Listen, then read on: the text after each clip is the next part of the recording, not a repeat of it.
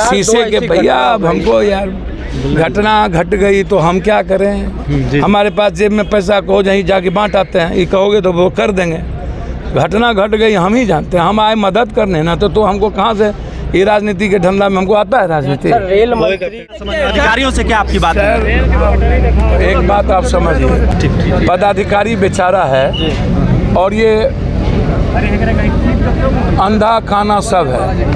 मंत्रालय तय करती है कि क्या बोलना है क्या नहीं बोलना है। इतनी बड़ी घटना के बाद 4 मौत मुझे तो पच नहीं रहा है। वो तो मिसिंग के बाद पता चलेगा 50 मरे कि 20 मरे कि 10 मरे कि 4 मरे। हम इस पर राजनीति नहीं करेंगे। मेरा मानना है कि रेलवे जैसी चीज़ों में राजनीति नहीं करनी चाहिए। जो 18 ठो अरबों खरबों का ट्रेन बना करके, इसके पहले भी राजधानी, इसके पहले भी शताब्दी, कई बड़े लोगों सरकारों ने आकर के बहुत बड़ी बड़ी सुविधाजनक ट्रेन को दिया, लेकिन उसका रिजल्ट क्या, उसका आउटपुट क्या है, आप हमको बताइएगा ना।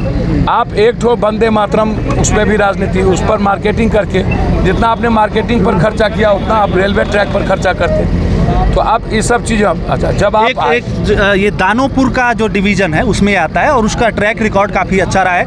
इस तरीके की जो घटना है, दुर्घटना है, पहली बार हुई है, तो क्या लगता है इसमें कोई साजिश है, कराया गया है या फिर ये कोई गलती से हो गया है? देखिए, मुझे लगता है कि हर चीज़ों में साजिश को ढूंढना बिल्कुल ठीक नहीं होगा।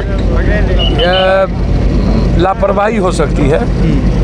साजिश की मुझको लगता है कि मैं ऐसी चीज़ों को नहीं मानता हूँ, लेकिन जांच का विषय है और एक हाई लेवल कमेटी बननी चाहिए, जांच होनी चाहिए। मंत्रिमंडल, मंत्री जी को यहाँ आना चाहिए। पहले एक मोरल वैल्यू थी, पहले एक नैतिक मूल्य था, पहले बहुत सारी चीज़ें थी जिसको किसी ने समझने का प्रयास नहीं किया।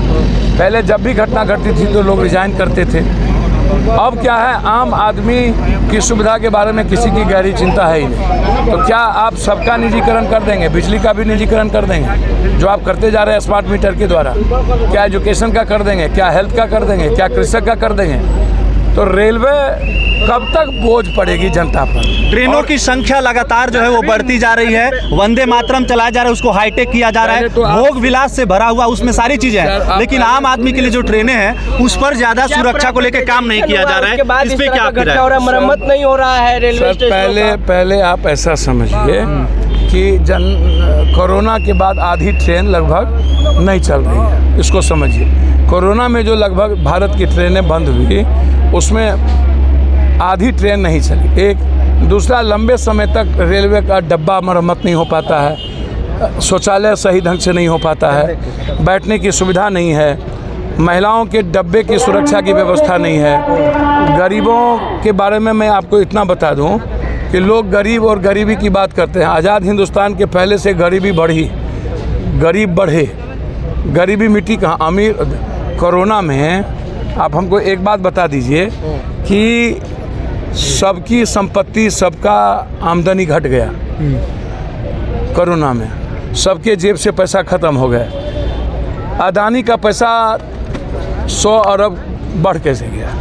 कोरोना में 100 कौन सा जादू था कि एक आदमी का पैसा बढ़ा और सबके जेब की पैसे ख़त्म हो गए?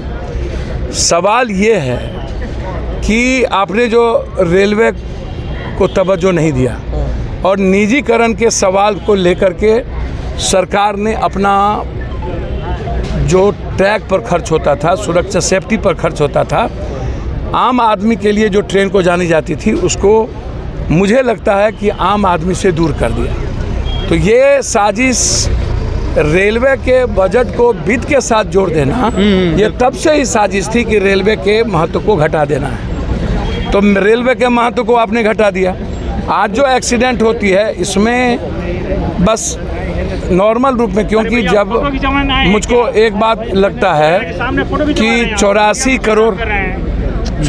करोड़ व्यक्ति को 5 किलो अनाज और हिंदू मियाँ जात पात, जब भारत की जनता को इस 3 चीज़ से कोई दूसरा मतलब है नहीं, पैसा पर वोट देंगे, हिंदू मियाँ कुकर्म करेंगे और जात पात करेंगे और विकास पर मुद्दों पर कभी वोट पड़ेगा नहीं। यहाँ की जनता कंप्लीट रूप से भाग और भगवान के किस्मत के सहारे जीने पर आदी हो गया है। तो रोपिएगा बबूल तो खाइएगा खजूर। सर लगातार शीशे के भैया अब हमको यार घटना घट गई तो हम क्या करें। हमारे पास जेब में पैसा को जहीं जाके बांट आते हैं, ये कहोगे तो वो कर देंगे।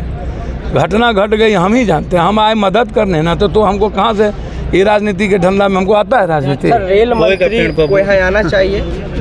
तो देखिए ये थे पप्पू यादव जी जो है लगातार यहाँ पे घटनास्थल पे मौके का मुआयना करने आए हैं और इनका सरकार पे आरोप है कि जो रेलवे के बजट को जो अलग से बजट पहले एक प्रस्तुत किया जाता था उसको जो है मर्ज कर दिया गया आम बजट में, तो वो भी कहीं ना कहीं इस तरीके के जो रेल हादसे होते हैं उसके लिए एक बहुत बड़ा जिम्मेदार कारक है। इसके अलावा जो है जो निजीकरण का मामला है उस पर भी सरकार के द्वारा लगातार जो निजीकरण किया जा रहा है रेलवे का और अन्य चीज़ों का भी, उस पर भी एक जो है व्यंग किया है पप्पू यादव जी ने। हम ग्राउंड जीरो से लगातार आपको पल पल की अपडेट देते रह रहे हैं, बने रहिए हमारे साथ। नमस्कार।